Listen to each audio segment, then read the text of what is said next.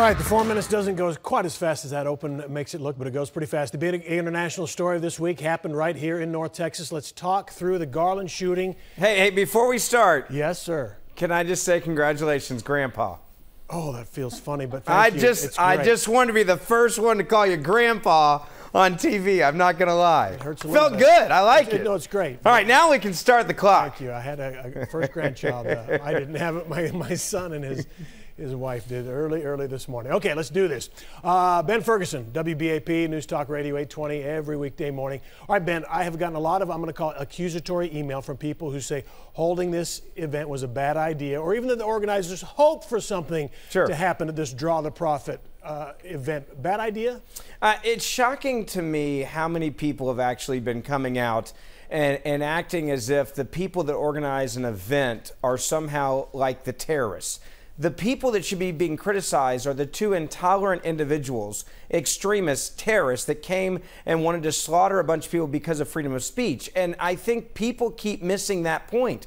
Look, there's people that say things all the time that I don't agree with. There's people tonight that are not going to agree with everything that I say or you say or their friends say. But that's what makes this country truly free, is that we have the freedom to say things that might offend someone. And if we start limiting it, and we start saying, well, we want free speech, but we don't want this type of free speech, we're not a great free nation any longer. And I think our Constitution was pretty blunt about free speech. And they said that we have the right to say and do things just like this. All right, I know how we covered this story as far as the officer stopping the attack. How has the national media covered him? I mean, where is that story? What an incredible, can I say bad A? I'm just going to say it. Yeah. This guy put his life in the line with a handgun to take on two people in bulletproof vests who had semi-automatic assault rifles, and he took them both down. What an incredible human being. And yet the media completely missed that story nationally without saying, wow, what an amazing thing. What an incredible accomplishment. And I'll be honest with you, I was proud to be a Texan to see this and to actually watch an individual not get this type of credit. They trained for this. They were prepared for it. He put his life on the line, and he definitely saved lives. And I wish more people would talk about him as a hero that he really is. Clearly, if those two would have gotten past him, they had those 100, there's no doubt that mags, there would have been a ton of carnage, just like in a lot of these other attacks. Okay, so he saved lives. Are you okay? And that might, I don't know that it'll happen. I hope police officers can do this every time. I don't know that it can. So are you okay with another event like this in North Texas? Look, here's the thing. I don't like it when there's any type of terrorist attack.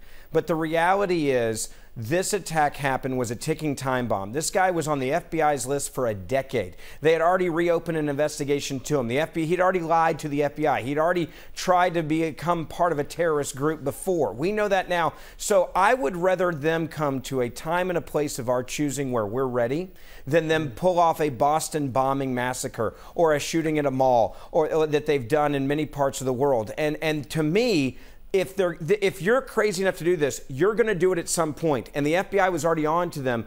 I think it's God's grace and a blessing that we caught him on our time when we were ready with our SWAT team and the best people around to take them out. Okay, I got to get to two things in about 45 seconds, so we're going to have to move. First, to that.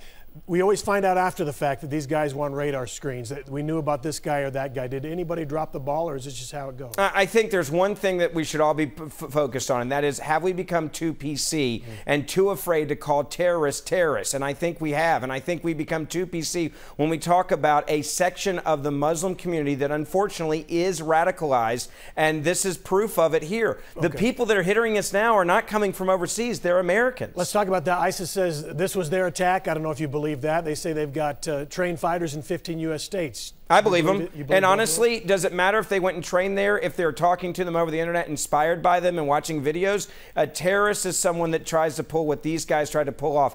I don't need them to go shake hands with an actual terrorist in the Middle East for them to be official in my mind. When you pick up a gun and you go after innocent people, you're a terrorist, and we should take it very seriously. All right, Ben Ferguson, thank you very much. You can listen to Ben every weekday morning, WBAP 820, 9 to 11. You can follow him on Twitter. He's at Ben Ferguson Show. Ben, thank you.